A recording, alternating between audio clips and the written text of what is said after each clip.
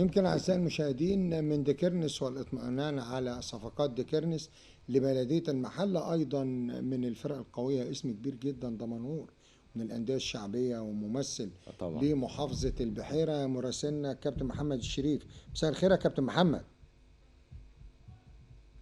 طبعا تحياتي ليك وللكابتن هشام مرزوق نجم نادي المنصوره السابق، وطبعا سعيد بوجودي معاكم وعامل حاله ممتعه. طبعا انت جورنال الاعلام الرياضي في قناه الدلتا يعني. الله يكرمك كابتن محمد.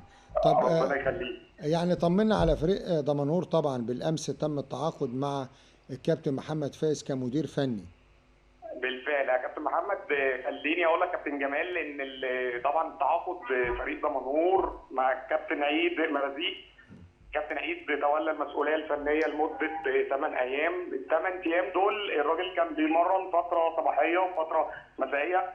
حصل في اخر يوم اجتماع بينه وبين مجلس اداره نادي دمنهور، وده اللي كان وراء رحيل الكابتن عيد مرزيق عن دمنهور. اللي رحيله كان بسبب الاختلاف في وجهات النظر في بعض الامور الماليه واللائحه الماليه لفريق دمنهور. الراجل عرض لائحه ماليه، لائحه يعني نادي دمنهور مش هيقدر يوافي اللائحه الماليه اللي هو عرضها عليهم. ففي نفس الوقت عطوا له مده يفكر فيها، فما حصلش اتفاق بينهم. فالراجل فضل ان هو يرحل عن دمنهور، بس رحيله يعني سبب شويه غضب من جمهور دمنهور هنا، لان هو رحيل الكابتن عيد جه فجاه. يعني هو كان المفروض ان هو كان بايت في فندق في دمنهور، ففجاه مشى بالليل حوالي الساعه 9 بالليل.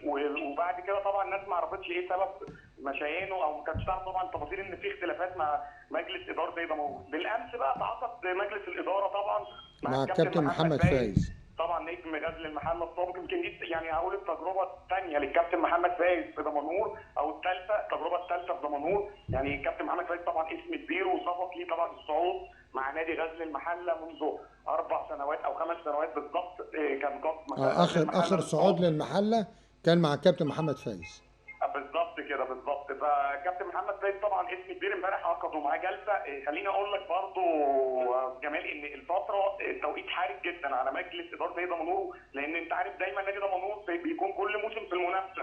يعني دايما جماهير دمنهور لا يقبل، لازم يكون متواجد في المنافسه على الصعود للدوري الممتاز. فطبعا امبارح كان في جلسه مع الكابتن محمد فايز مع مجلس الاداره، وتم الاتفاق على توليه المسؤوليه الفنيه. والنهارده طبعا يمكن انت بتكلمني منذ يعني بالظبط منذ ساعتين بالظبط، يعني كان في اتفاق مع الاستاذ ايهاب عبد الله رئيس نادي دمنهور على توفير طبعا احتياجاته للصفقات اللي هو محتاجها، حوالي بالظبط 12 لاعب جديد، لان رحيل عدد كبير جدا من القوام الاساسي لفريق دمنهور بسبب انتهاء عقودهم.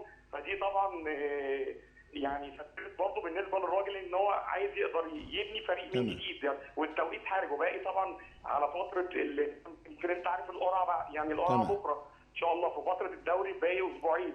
فالكابتن محمد سيف بيحاول يعني طبعا بالفتره دي ان هو يشوف صفقات جديده تليق باسم نادي دمنهور. تمام. انا بشكرك يا كابتن محمد، وان شاء الله يبقى لنا صولات وجولات في مع انطلاق المسابقه. شكرا.